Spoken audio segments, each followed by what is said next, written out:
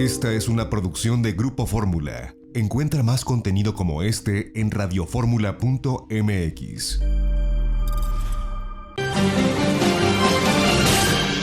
7:45. En la semana leí un estudio que realizó el INCO y vaya datos que arroja. En la línea telefónica se encuentra Fátima Mace, ella es directora de Sociedad Incluyente del INCO, del Instituto Mexicano para la Competitividad. Fátima, primero deseo que te encuentres bien, con salud, y que nos comentes este estudio, lo que arroja el estudio sobre brecha salarial en nuestro país. ¿Qué es lo que destaca? ¿Cómo se ve? Te saludo, ¿cómo te va? Muy buenos días. Hola, buenos días. Pues muy bien, muchas gracias. Un gusto estar contigo y el auditorio. Pues sí, encontramos algo que creo que no es una noticia para nadie, que es que en México las mujeres ganamos menos que los hombres. Y algo que es interesante es que lo que hemos visto que desde 2017, esta brecha salarial, esta diferencia que hay en los salarios o en los ingresos que tienen las mujeres frente a los hombres, prácticamente no ha cambiado. Y a pesar de la lucha que se ha hecho en equidad laboral y que hay más mujeres que se están sumando a la economía, vemos que las diferencias en los salarios no cambian mucho. Para ponerlo en perspectiva, entre 2017 y antes de la pandemia, que sería el primer trimestre de 2020, vimos que el promedio, la brecha salarial, es del 15%. ¿Qué implica esto? Que si un hombre gana 100 pesos, una mujer en promedio gana solo 85. Y algo que hicimos fue que dividimos en diferentes grupos de población para saber pues si habían diferentes características en donde cambiara esta situación.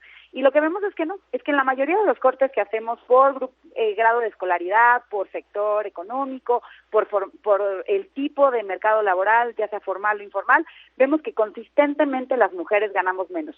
Sin embargo, algo que nos llama mucho la atención y que vale la pena decir es que cuando una mujer está mejor preparada, cuando una mujer tiene mejores condiciones laborales, por ejemplo, que pertenezca al mercado laboral formal o que esté dentro de sectores donde hay menor representación de mujeres, vemos que las brechas en los ingresos son menores. Y esto pues tiene que ser un llamado de atención, pues primero para corregir esta situación alrededor de las diferencias salariales o de ingresos que tiene una mujer, y segundo pues debe de contribuir a la evidencia para pugnar porque las mujeres estemos cada vez mejor preparadas para competir en el mercado laboral. ¿Y qué sectores son los que ves donde existe más desigualdad? Yo me puedo enfocar en uno que me toca cubrir año con año, que es el sector bancario, el sector financiero.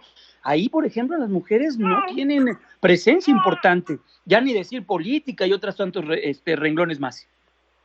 Sí, bueno, en realidad hay muchísimos retos.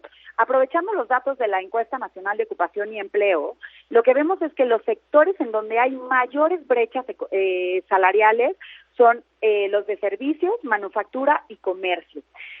Si estamos hablando que el promedio de la brecha salarial digamos a nivel nacional es del 15%, en estos sectores ronda alrededor del 20%. Y lo que más preocupa es que el 95% de las mujeres estamos concentradas en esos tres sectores.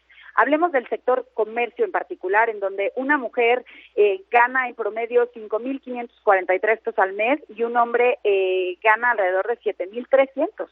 Ahí la brecha es del 24% y este sector concentra a un cuarto de las mujeres que trabajan.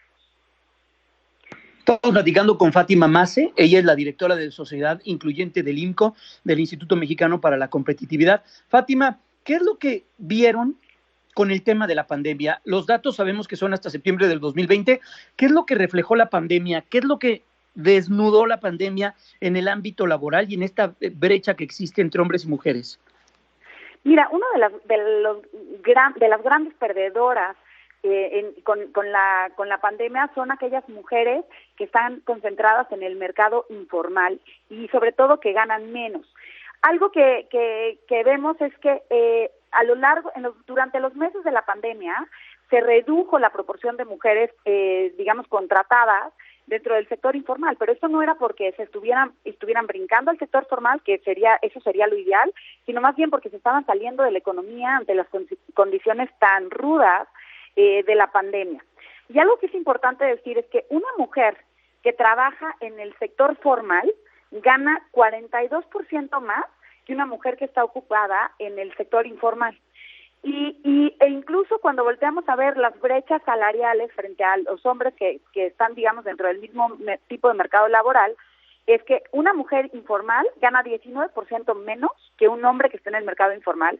Y si estuviera en el sector formal, pues esta brecha o esta diferencia sería relativamente menor, solamente del 13%.